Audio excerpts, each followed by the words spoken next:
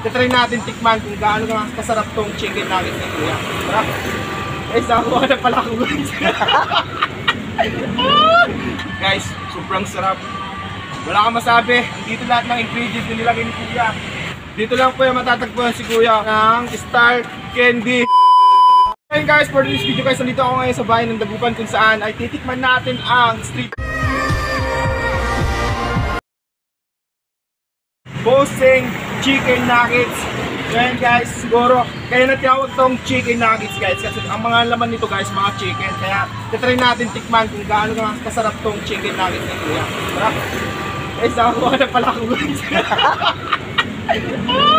So yun guys, yung shout sa aking followers sa si Kuya, yan shout sa kanya dahil sulit siya nanonood sa ating vlog. And then, ngayon, titikman natin kung gaano nga kasarap tong chicken nuggets ni Kuya. Guys, sobrang sarap. Wala kang masabi. Dito lahat ng ingredients na nilagay ni Kuya. Dito lang po yung matatagpuan si Kuya. Content po, yan, katapat lang po siya ng Star Candy. Guys, sa mga followers ko na mahilig kumain ng street foods, guys, punta na kayo dito kay Idol. Sobrang sarap ng chicken nuggets na guys. Sobrang sarap guys, oh. Idol, ang pangalan nito? Ayan, chicken ass yan. Chicken Ass. As, wow. Guys, titikman natin ang chicken nuggets ni Kuya. Sarap!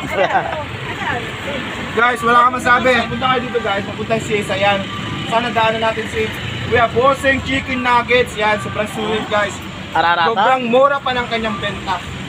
Kuya, tanong ko lang kung magkano ito isang piraso nito. 3-10 yan. 3-10, and then ito 5 isa. 5 isa guys, 5 sobrang mura. Pwede nang iulam sa ano to, kakanin. Tapos ito Kuya, 5 isa. 5 isa, ito 15. isa lang guys. Tapos ito, Fried isaw 20. isang order. Oh. Naka ano na siya no? Naka na ano na siya, di ba? Oh. Guys, kung nahuwaw ka naman guys, may palamig si Idol. Yan. Meron siyang flavor na Sweet gulaman. sweet gulaman, and then Pinya sarap. pinya sarap, and then Black gulaman. yun. Kompleto na guys, may tubig na natin. Binta si Kuya. May binta din ka ng mga tubig na. Yung mga clean na tubig, yung water.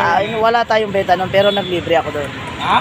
Wala tayong benta nun pero pwede tayong magpainom. Oh. Idol yan.